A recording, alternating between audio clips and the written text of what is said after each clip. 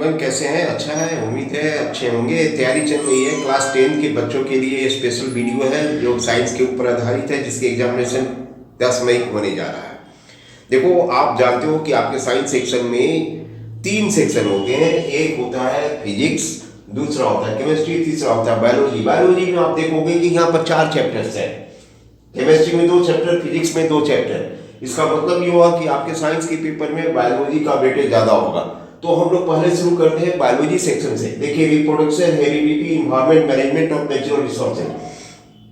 तो यहाँ पर आप आ जाओ, देखो कि रिप्रोडक्शन से जो चैप्टर है, इसमें आप मोस्ट इंपॉर्टेंट जो टॉपिक्स बनती है इसमें, वो asexual reproduction in single cell organism. दूसरा जो इसमें टॉपिक बनता है वो है sexual reproduction in living organism, plants और एनिमल्स दोनों में।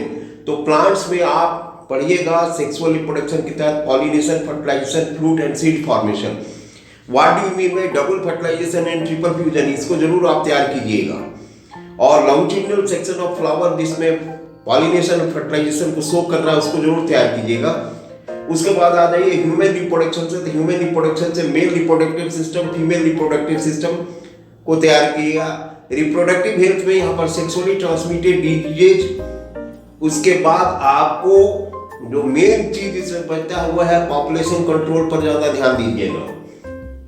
हेरिडिटी में मेंडल्स लॉ में क्या क्या क्वेश्चन पूछे जाएंगे, वो scientific name of the plant on which Mendel perform his experiment, why Mendel was lucky for selection of P plant for experiment, monohybrid cross, dihybrid cross को अच्छी तरह से याद कर लीजिएगा। और इसी सेक्शन में sex determination in human being को अच्छी तरह से तैयार कर लीजिए। अब आइए इन्वायरमेंट में। तो इन्वायरमेंट के तहत आपको इकोसिस्टम को अच्छी तरह तैयार कीजिएगा। वहां पर food chain, food web, ecological pyramid आदि चीजों को अच्छे ढंग से पढ़ लीजिए। उसके बाद आप इन्वायरमेंट में देखिएगा कि यहाँ पर जो क्वेश्चंस कुछ पूछे जाते हैं वो रिसेंट टॉपिक से, रिसेंट जो एटमॉस्फेयर या सराउंडिंग में जो चल रहा है उससे पूछे जाते हैं, इसलिए उस पर आप ज्यादा ध्यान दीजिएगा।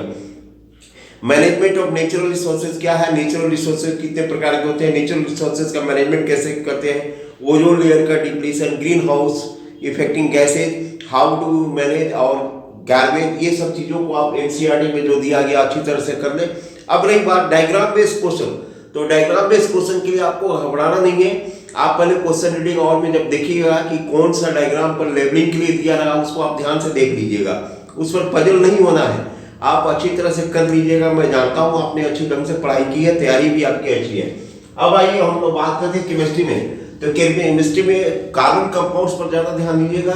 Carbon compounds, allotropes of carbon, tetravalency of carbon, उसका catenation property of carbon, homologous series, functional group, structural organization of carbon compounds लिखने का, डॉट स्ट्रक्चर फॉर्मूला लिखने का, ये सब चीजों को आप अच्छी तरह से तैयार कर लीजिएगा।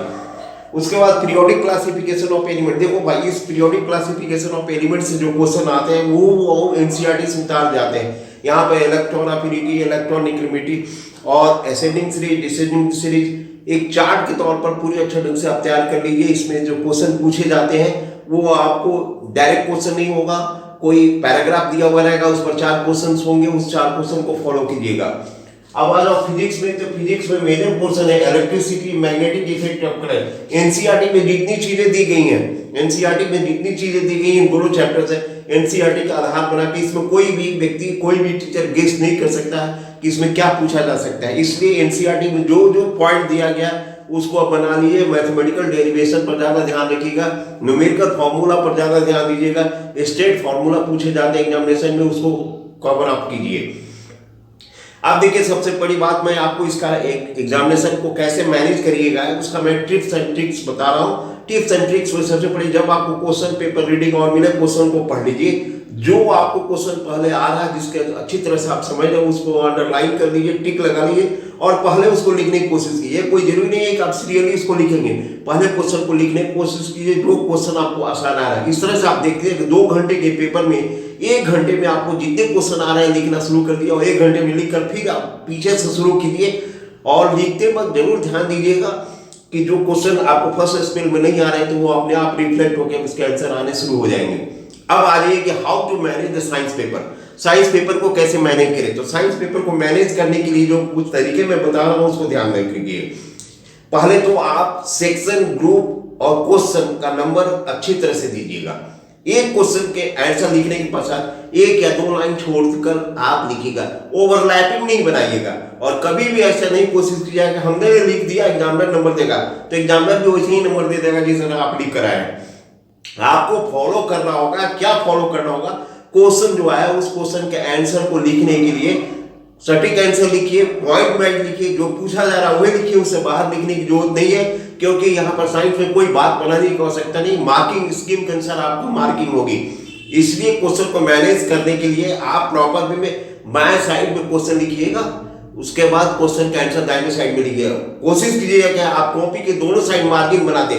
बाएं साइड तो मार्किंग दिया ही नहीं रहता है, दाहिने साइड में भी पेंसिल से आप स्केल से मार्किंग बना दें। उसमें कुछ कॉपी काफी ज्यादा अट्रैक्टिव लगती है। खास करके बायोलॉजी के सेक्शन में आप देखिएगा, जो यहाँ पर 4 चैप्टर है, तो नेचुरली फिजिक्स और केमिस्ट्री की तुलना में बायोलॉजी में ज्यादा क्वेश्चंस होंगे, मार्क्स भी उनका अच्छा होगा। तो इसलिए साइंस के लड़कों को बायोलॉजी का पेपर ज्यादा मैनेज करना अच्छा होगा। बायोलॉजी में कोशिश कीजिए कि बायोलॉजी में आपको अच्छे से अच्छे अधिक नंबर आए। पहले मैं तो कहूंगा कि सजेशन मेरा होगा कि पहले आप बायोलॉजी के क्वेश्चन को अटेम्प्ट कीजिए, क्योंकि बायोलॉजी के क्वेश्चन को अटेम्प्ट करने में आपको जो भी फिजिक्स और केमिस्ट्री में प्रॉब्लम फंस रहे होंगे वो बाद में सॉल्व हो जाएगा। शुरू में हो सकता है फिजिक्स केमिस्ट्री के क्वेश्चन आप लिखते वक्त फंस जाए, प्रॉब्लम आए, तो उसका इफेक्ट बायोलॉजी पर भी होगा। इस चीज से आपको बचे रहना है। और सबसे अंत में वीडियो के मैं और एक महत्वपूर्ण बात ये बताना चाहता हूं आपको, इस बात को याद रख लीजिए कि आप जब पेपर मैनेज कीजिएगा वही मार्क्स आपको रिफ्लेक्ट करेगा। बायोलॉजी के लड़के जो अपने क्वेश्चन पेपर में क्वेश्चन का जब आंसर लिखेंगे तो उसको आप कलर स्केच से, डायग्राम से कोरिलेट करके, अंडरलाइन करके लिखे, ताकि एग्जामिनर को अच्छी तरह से समझ में आ जाए कि बच्चे ने अच्छी से तैयारी की है। क्योंकि आपके ये 40 नंबर का जो सेक्शन है साइंस का टर्म 2 का, ये अपने आप में काफी ज्यादा महत्व रख रहा है। क्योंकि आपने टर्म 1 में क्या नंबर लाया है उसकी बात छोड़ दीजिए, अब टर्म 2 को देखना है। मैंने पहले भी वीडियो में बता रखा है कि टर्म 2 का वेटेज जो है अच्छा इंपॉर्टेंस दिया जाएगा। टर्म 2 के मार्क्स को आपके रिजल्ट कैलकुलेशन में काफी ज्यादा इंपॉर्टेंस रखी जाएगी। तो मैं इस वीडियो को अब बहुत ज्यादा लंबा नहीं करना चाहूंगा, इसको नटसेल में मैं कर लूं कि पहले आप सजेशन होगा बायोलॉजी के पोर्शन को अटेम्प्ट कीजिए, उसके बाद केमिस्ट्री के पोर्शन को अटेम्प्ट कीजिए, उसके बाद जो फिजिक्स के पोर्शन को अटेम्प्ट कीजिए। हालांकि क्वेश्चन में आपको ये सीरियली मिला हुआ रहेगा, सब फिजिक्स केमिस्ट्री बायोलॉजी का होगा। 2 नंबर के क्वेश्चन होंगे, 3 नंबर के क्वेश्चन होंगे और 5 नंबर के क्वेश्चन होंगे। सिर्फ आपको करना है, आपने पढ़ लिया, आपने तैयारी अच्छे ढंग से कर ली, आपको सिर्फ एक काम करना है और जो वो है आपकी सफलता को आगे ले जाएगा, वो है कि कॉपी को मैनेज करना।